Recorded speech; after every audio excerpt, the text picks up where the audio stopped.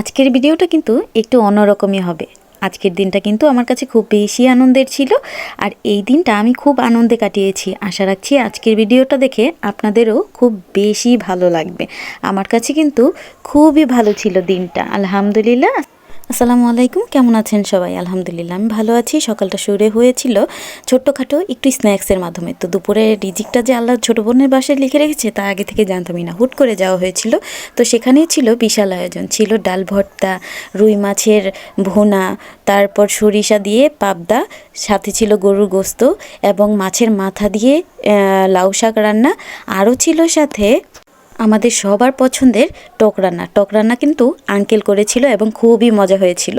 এবং খাওয়া দাওয়া শেষ করে আমরা ছাদে চলে আসলাম। ছাদে দেখেন আঙ্কেল খুব যত্ন সহকারে কবুতরকে কিন্তু খাবার দিচ্ছিল। ওদের কিন্তু অনেকগুলো কবুতর, মাশাআল্লাহ প্রত্যেকটা কবুতর এত বেশি সুন্দর। এবং ছাদ জুড়েই রয়েছে গাছের মেলা। একটু আগে যে দেখলাম ওটা কিন্তু আঙ্গুর গাছ ছিল। এখানে ছিল বিভিন্ন রকম খেজুর গাছ, আম গাছ, জাম গাছ, এটা এই যে আখ গাছ, এটা হচ্ছে কচু গাছ। এই যে দেখেন মালটা গাছে কি সুন্দর মালটা ধরেছে। এবং চারপাশ জুড়ে কিন্তু অনেক গাছ ছিল, যেগুলোর নামও অনেকটা জানি না। তো এটা কিন্তু এলাচ গাছ ছিল। কি এলাচ গাছ কি দেখেছেন আগে কখনো? আমার কিন্তু দেখে খুব বেশি ভালো লেগেছে। আন্টি বলতেছিল 2-3বার নাকি অনেক এলাচও হয়েছে। তো যাই হোক, আমার কিন্তু এলাচ গাছটা দেখে অনেক বেশি ভালো লেগেছে। আর দেখেন কুটু 2টা কবুতর এত বেশি সুন্দর লেগেছে আমার কাছে, আলহামদুলিল্লাহ। এদেরকে দেখলেই যেন মনটা ভালো হয়ে যায়।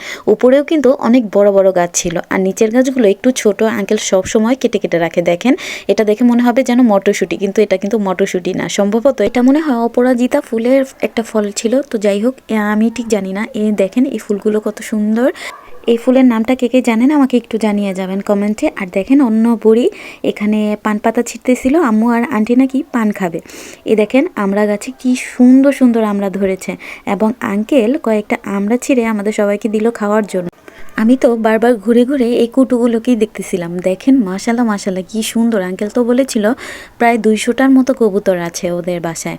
ছাদের 2 পাশেই কবুতরের জন্য ঘর বানানো। ছাদের মধ্যে কিন্তু কোনো রকম বাউন্ডারি দেয়া নেই, কিন্তু ছোট গাছ দিয়ে আঙ্কেল পুরোটাই এত সুন্দরভাবে সাজিয়েছে যেন ছাদের বাউন্ডারি হয়ে গেছে, এমনভাবে সাজিয়েছে।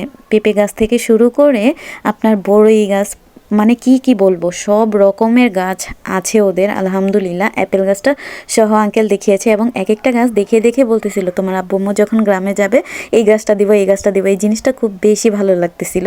খেয়াল করেছেন বড়ই গাছের ফাঁকে যে সুন্দর কলা ধরেছিল কলা গাছে? তো যাই হোক, নিচে নেমে আসলাম, একটু কোক খেলাম, তারপর আন্টি পেয়ারা কেটে দিল, সেটা খাওয়া হলো। দেখেন মাহিতবাবু কুটু আবার হাতে আংটি পরেছে, এবং আমরা একটু ফ্রুটও খেয়ে নিলাম। যাই হোক, এরপর কিন্তু বাসায় চলে আসলাম। তবে আঙ্কেলের কিছু জিনিস খুব বেশি মিস করতেছিলাম, কারণ আমার তো শ্বশুর আব্বু নেই। উনি থাকলে হয়তো বা আরও বেশি আদর পেতাম। আমার ছোট বোনকে যেভাবে আদর করতেছিল আমার তো দেখে অনেকটা আফসোস হয়েছে, কিন্তু ভালোও লাগতেছিল যে আমার ছোট বোন আমি যেটা পাইনি সেই আদরটাই পাচ্ছে, আলহামদুলিল্লাহ। সবাই দোয়া করবেন ওদের জন্য। ওদের মানে রিসেন্টলি বিয়ে হয়েছে, যেন আল্লাহ ওদের সবসময় সুস্থ রাখে, ভালো রাখে, ওদের সংসারটা সুখের হয়। তো যাই হোক, বাসায় আসলাম। ভাইয়া বলতেছিল মাইদের চাচু যে নুডলস খাবে। তো ভাবলাম যে একটু সবসময় তো একটু চাইনিজ টাইপের করি, ওইভাবে না করে নর্মালি আমরা যেভাবে খাই সেভাবে করি। তো আমার কাছে কিন্তু নুডলসটা এভাবেই সব থেকে বেশি ভালো লাগে। তো যাই হোক, ঝটপট করে বানিয়ে নিলাম। এটা রেসিপি তো আর কিছু বলার নেই, এটা সবাই জানে। তো এভাবেই আজকের এই দিনটা সুন্দর করে কেটে গেল, আলহামদুলিল্লাহ, সারাটা দিনের জন্য, সব কিছুর জন্য। এবং মাহিদের চাচুকে কিন্তু নুডলসটা রান্না করার পরে দিয়ে দিচ্ছিলাম। মাহিদের চাচুকে কিছুটা দিয়ে তারপর আমি আমার জন্য একটু বেড়ে নিলাম, এবং সুন্দর করে মানে দুপুরে তো খাওয়া দাওয়া হয়েছে। আমাদের দুপুরে খাওয়া দাওয়াটা একটু লেট করেই হয়েছিল, যদিও বাসায় আসছি পেটা ভরাই ছিল, তাও একটু এভাবে রান্না করলে তো আর লোভ সামলানো যায় না। তো যাই হোক, নিজেও একটু খেয়ে নিলাম, আলহামদুলিল্লাহ। নুডলসটা খুব ভালো ছিল। আজকের ভিডিওটা এইটুকুই। সবাই ভালো থাকবেন, সুস্থ থাকবেন, আমার জন্য দোয়া করবেন। সবার জন্য রইল অনেক দোয়া এবং অনেক ভালোবাসা। সবাই সবার পাশে থাকবেন, নিজের পরিবারের প্রতি যত্ন দিবেন।